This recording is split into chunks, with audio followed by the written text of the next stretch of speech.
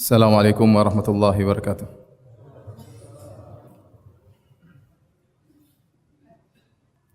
Innal hamdalillah nahmaduhu wa nasta'inuhu wa nastaghfiruhu wa natubu ilayhi wa na'udzu billahi min shururi anfusina wa min sayyiati a'malina. May yahdihillahu fala mudilla lahu wa may yudlil fala hadiyalah. Wa asyhadu an la ilaha illallah wahdahu la syarika lah wa asyhadu anna Muhammadan abduhu wa rasuluhu la nabiyya ba'dah. يا أيها الذين آمنوا اتقوا الله حق تقاته ولا تموتن إلا وأنتم مسلمون يا أيها الناس اتقوا ربكم الذي خلقكم من نفس واحدة وخلق منها زوجها وبث منهما رجالا كثيرا ونساء واتقوا الله الذي تساءلون به والأرحام إن الله كان عليكم رقيبا يا أيها الذين آمنوا اتقوا الله وقولوا قولا سديدا يصلح لكم أعمالكم ويغفر لكم ذنوبكم ومن يطع الله ورسوله فقد فاز فوزا عظيما أما بعد فإن أصدق الحديث كتاب الله وخير الهدى هدى محمد صلى الله عليه وسلم وشر الأمور محدثاتها وكل محدثة بدعة وكل بدعة ضلالة وكل ضلالة في النار. معاشر المسلمين أوصيكم ونفسي بتقوى الله فقد فاز المتقون. Al-Imam Muslim meriwayatkan dalam sahihnya dari Abu Hurairah radhiyallahu taala anhu bahwasanya Nabi sallallahu alaihi wasallam bersabda, "Bainama rajulun bi falatin minal ardi fasami'a sautan fi sahab isqi hadiqata fulan." Tatkala ada seseorang berjalan di salah satu tanah terbuka di atas muka bumi ini, tiba-tiba dia mendengar ada suara di arah awan, yang suara tersebut berkata, "Siramilah wahai awan, siramkanlah hujanmu kepada kebun si fulan."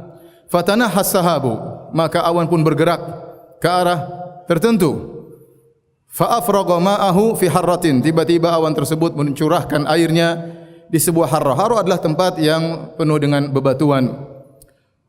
Fa idza syarjatun min tilka syiraji qad istau'abat dzalikal ma'u kullahu, tiba-tiba air tersebut turun di salah satu selokan atau saluran-saluran air yang ada di harrah tersebut. Kemudian mengalirlah air tersebut. Fatatabba al-ma, maka orang ini penasaran, dia pun mengikuti kemana larinya arah air tersebut. Terus dia ikuti arah air tersebut. Fa idza rajulun qa'imun fi hadiqatihi yuhawwilul ma' bimishatihi, tiba-tiba dia mendapati suatu kebun, ada seorang sedang berdiri di kebunnya sambil memegang cangkulnya untuk mengarahkan air yang datang kepadanya.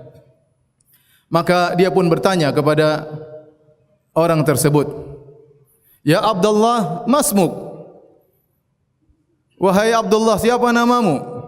Maka orang ini berkata, "Fulan." Lil ismi alladhi sami'a fi sahab, persis namanya seperti nama yang dia dengar dari arah awan tersebut. Maka orang ini bertanya, yang ditanya bertanya, "Ya fulan, walima tas'aluni an ismi?" Wahai fulan, kenapa kau bertanya tentang namaku?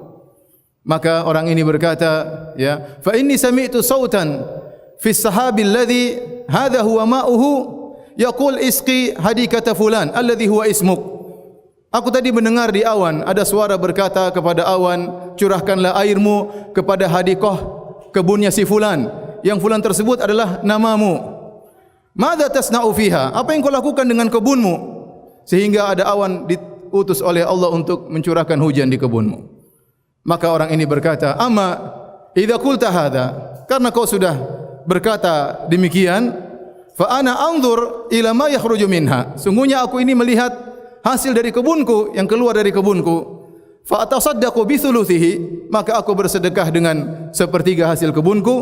Fa aqulu ana wa iyali thuluthan, dan aku makan beserta keluargaku dari sepertiga hasil kebunku. Wa aruddu fiha thuluthahu, dan aku menanam kembali sepertiga hasilnya, aku olah kembali untuk aku kembalikan ke kebunku."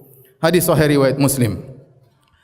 Ma'asyiral muslimin, lihatlah dalam hadis ini bagaimana Allah memberi berkah kepada orang ini yang memiliki kebun. Bahkan Allah kirim awan khusus untuk menurunkan hujan kepada kebunnya. Tidak lain kenapa? Karena dia bertakwa kepada Allah Subhanahu wa taala. Karena dia mensedekahkan sebagian hasil dari kebunnya. Mungkin tidak ada yang tahu apa yang dia lakukan, tapi Allah Maha mengetahui apa yang dia lakukan. Maka Allah tidak membiarkan dia, bahkan Allah kirimkan keberkahan kepada kebunnya. Kita berbicara tentang keberkahan. Keberkahan dalam bahasa Arab diambil dari birkah yang artinya adalah suatu yang banyak dan menetap. Kasratul khair wa thubutuhu, yaitu kebaikan yang banyak dan menetap. Artinya seorang kalau mendapatkan kebaikan yang banyak maka dikatakan dia telah mendapatkan keberkahan. Dan yang menentukan si fulan dapat berkah atau tidak hanyalah Allah Subhanahu wa taala, wa huwa wahibul barakah. Dialah yang menganugerahkan keberkahan kepada siapapun yang Allah kehendaki. Oleh karenanya Allah Subhanahu wa taala disifati dengan tabarak, tabarak dalam banyak ayat. Karena Allah Maha berkah dan dialah yang memberikan keberkahan kepada siapa yang Allah kehendaki dan apa yang Allah kehendaki. Dan Allah Subhanahu wa taala jika sudah memberikan keberkahan pada seseorang, bisa jadi dia berkahi pada orang tersebut, pada umurnya, bisa jadi dia berkahi. Bisa jadi keberkahan dari Allah turun kepada istrinya, bisa jadi keberkahan Allah turun kepada anak-anaknya, bisa jadi keberkahan Allah turunkan kepada usahanya, bisa jadi Allah turunkan keberkahan kepada hartanya, bisa jadi Allah turunkan keberkahan kepada buku yang dia tulis, bisa jadi Allah turunkan keberkahan kepada dakwah yang dia sebarkan. Terserah apa yang Allah kehendaki. Dan kita merasakan hal tersebut. Dan kita bisa melihat juga hal tersebut. Terkadang seorang, ya, Allah berkahi umurnya. Umur dia dengan umur orang lain sama. Waktu yang dia habiskan dengan waktu yang dihabiskan oleh orang lain sama. Tetapi lihat, produktivitas orang ini berbeda dengan yang lainnya. Yang satunya Masya Allah, Allah berkahi umurnya. Umurnya berkah. Dia gunakan umurnya untuk bertakwa kepada Allah, untuk berbakti kepada orang tuanya, untuk bersedekah, untuk banyak ibadah yang bisa dia lakukan. Sementara sebagian orang, waktu yang sama dia keluarkan. Tetapi produktivitas dalam hal akhirat tidak ada sama sekali atau sangat minim. Ini menunjukkan Allah berkahi umurnya. Oleh karenanya orang yang paling berkah umurnya adalah Nabi SAW. Sampai-sampai Allah Subhanahu Wa Taala bersumpah dengan umur Nabi. Kata Allah Subhanahu Wa Taala, la amruka, demi umurmu wahai Muhammad. Kenapa? Karena umur Nabi SAW dari awal sampai akhir semuanya berkah, penuh dengan ibadah. Lihatlah bagaimana Sa'ad bin Mu'adz radhiyallahu taala anhu, yang dia masuk Islam tidak lama kemudian dia meninggal dunia. Mungkin beliau radhiyallahu anhu masuk Islam sekitar setahun atau 2 tahun sebelum berhijrah. Kemudian beliau meninggal dunia tatkala selesai perang Khandaq sekitar tahun 5 Hijriah. Ya, umur beliau masuk dalam Islam sekitar 7 tahun atau 8 tahun atau 6 tahun. Tetapi begitu beliau meninggal dunia, apa kata Nabi sallallahu alaihi wasallam? Ihtazza arsyur rahman bi mauti Sa'ad. Arsy Allah Subhanahu wa taala bergetar karena wafatnya Sa'ad bin Mu'adz radhiyallahu taala anhu. Umur cuma 7 tahun dalam Islam, tetapi Allah berkahi umurnya. Allah berkahi umurnya, Allah beri keberkahan kepada siapa yang dia kehendaki. Terkadang Allah Subhanahu wa taala memberi berkah kepada anak. Mungkin kita rasakan atau kita bisa lihat orang lain. Ada orang punya anak misalnya 10 orang. Di antara anak 10 tersebut ada satu yang luar biasa, yang benar-benar Allah berikan keberkahan, baktinya kepada orang tuanya luar biasa. Perhatian sama orang tuanya luar biasa. Taatnya selalu mendoakan orang tuanya luar biasa. Berbeda dengan 9 yang lainnya. Allah beri berkah kepada anak tersebut. Sementara ada sebagian orang mungkin anaknya banyak, tapi Allah tidak beri berkah. Ya, kemana-mana dia diantar oleh supirnya. Kalau dia di rumah sakit yang menemani supirnya. Anak-anaknya tidak mempedulikan dia. Dia sakit tidak ada anak-anaknya yang menengok. Mungkin anaknya berhasil dalam urusan dunia, tapi tidak menengok anaknya, tidak menengok orang tuanya. Allah mencabut keberkahan dari anak-anaknya. Terkadang seorang kalau diberkahi keberkahan, terkadang pada anaknya, dan dia merasakan anak saya ini berkah luar biasa, membahagiakan dia, mendoakan dia, berbakti kepadanya. Terkadang Allah Subhanahu wa taala memberkahi seorang pada istrinya. Allah berikan kepadanya istri yang salehah. Apa kata Nabi sallallahu alaihi wasallam? Liyattakhidha minkum qalban, liyattakhidha ahadukum qalban syakiran wa lisanan dzakiran wa zawjatan tu'inuhu ala amril akhirah. Hendaknya salah seorang dari kalian menjadikan hatinya hati yang pandai bersyukur, lisannya lisan suka berzikir, dan hendaknya dia menjadikan atau mencari istri yang bisa membantunya dalam urusan akhirat. Subhanallah, sebagian orang istrinya berkah, selalu menasihatinya, membantunya untuk bertakwa kepada Allah, mengajaknya ikut pengajian. Kemudian tidak menghambur-hamburkan harta, sebagaimana kata Nabi sallallahu alaihi wasallam, aktsarun nisa'i barakatan aisaruhunna mu'nah atau maunah. Kata Nabi sallallahu alaihi wasallam, wanita yang paling banyak berkahnya adalah yang paling sedikit ya biayanya. Nikah dengan dia mudah, kemudian kehidupan sehari-harinya juga mudah, tidak royal. Kemudian membantu dia untuk bersedekah, membantu sang suami untuk berbakti kepada orang tuanya, maka sungguh ini istri yang penuh dengan keberkahan. Sementara ada istri yang lain tidak berkah, ngabisin uang suami, tidak pernah berterima kasih kepada suami, tidak pernah menghargai suami. Allah Subhanahu wa taala tidak berkah kepada istrinya. Terkadang Allah memberkahi seorang pada buku yang dia tulis, dan ini kita dapati sebagian buku yang kita tulis diberkahi oleh Allah Subhanahu wa taala, senang dibaca oleh orang, tersebar di sana sini. Sebagian buku kurang diberkahi oleh Allah Subhanahu wa taala, tidak tersebar, tidak ada yang minat untuk membacanya. Semuanya kembali kepada Allah Subhanahu wa taala. Oleh karenanya, ma'asyiral muslimin, jamaah sidang salat Jumat yang dirahmati oleh Allah Subhanahu wa taala, seorang berusaha untuk bisa mendapatkan keberkahan dari Allah Subhanahu wa taala pada perkara-perkara yang dia miliki, pada umurnya, ya, pada kesehatannya diberkahi oleh Allah Subhanahu wa taala, pada keluarganya, ya, dan pada usahanya, agar dia bertemu dengan Allah Subhanahu wa taala dengan bawa banyak keberkahan dan segudang pahala yang akan dia panen hasilnya di akhirat kelak. Aqulu qouli hadza astaghfirullah li wa lakum wa lisairil muslimin min kulli dhanbin khati'ah fastaghfiru innahu huwal ghafurur rahim.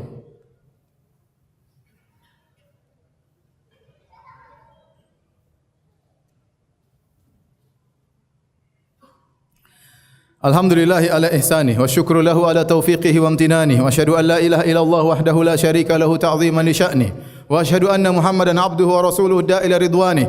Allahumma salli alaihi wa ala alihi wa ashabihi wa ikhwanih. Ma'asyiral muslimin, bagaimanakah cara seorang bisa meraih keberkahan? Banyak cara untuk mendapatkan keberkahan. Di antaranya sebagiannya, yang pertama adalah bertakwa kepada Allah Subhanahu wa taala. Allah Subhanahu wa taala berfirman, "Walau anna ahlal qura amanu wattaqau lafatahna 'alaihim barakatim minas sama'i wal ard." Seandainya penduduk satu negeri beriman dan bertakwa, seandainya mereka beriman dan bertakwa, lafatahna 'alaihim barakatin, maka kami akan bukakan berkah-berkah untuk mereka dari langit dan di bumi. Jadi di antara cara yang memudahkan seorang mendapatkan keberkahan pada dirinya, pada keluarganya, pada istrinya, pada anaknya, pada usahanya, dia bertakwa kepada Allah Subhanahu wa taala. Bahkan Allah berkata kepada para jin dalam surat Al-Jin, "Wa allaw istaqamu 'ala tariqati la asqainahum ma'an ghadaqa." Seandainya mereka para jin istiqamah di atas jalan yang benar, sungguh kami akan berikan mereka ma'an ghadaqan, yaitu hujan yang bercurah yang sangat banyak, dan ini ungkapan dalam bahasa Arab artinya rizki yang banyak, dengan syarat la allaw istaqamu 'ala tariqah. Kalau mereka istiqamah di atas jalan yang benar, maka tidak diragukan lagi. Barang siapa yang bertakwa, maka Allah akan berkahi dia pada dirinya dan pada keluarganya dan pada apa yang dia geluti, jika dia geluti dengan ketakwaan kepada Allah Subhanahu wa taala. Di antara hal yang membantu seorang untuk bisa mendapatkan keberkahan adalah berdoa kepada Allah Subhanahu wa taala. Di antara doa yang diajarkan oleh Nabi sallallahu alaihi wasallam yang boleh kita baca dalam kunut witir atau kita baca kapan saja kita kehendaki, dalam doa kunut witir kita berdoa, ya, Allahumma hdina fi man hadait wa afina fi man afait wa tawallana fi man tawallait wa barik lana fi ma a'tait. Ya Allah, berikanlah keberkahan kepada kami pada apa yang Kau anugerahkan kepada kami. Oleh karenanya, ya, kalau kita baca hadis-hadis tentang kisah para sahabat, betapa banyak Nabi mendoakan mereka, maka mereka mendapatkan keberkahan berkat doa Nabi sallallahu alaihi wasallam. Di antaranya Anas bin Malik radhiyallahu taala anhu, tatkala diantar oleh ibunya Ummu Sulaim kepada Nabi sallallahu alaihi wasallam, maka Ummu Sulaim berkata, "Ya Rasulullah, doakanlah Anas." Maka Nabi sallallahu alaihi wasallam berdoa, "Ya Allah, aktsir fi malihi wa waladihi wa barik lahu fi ma a'tait."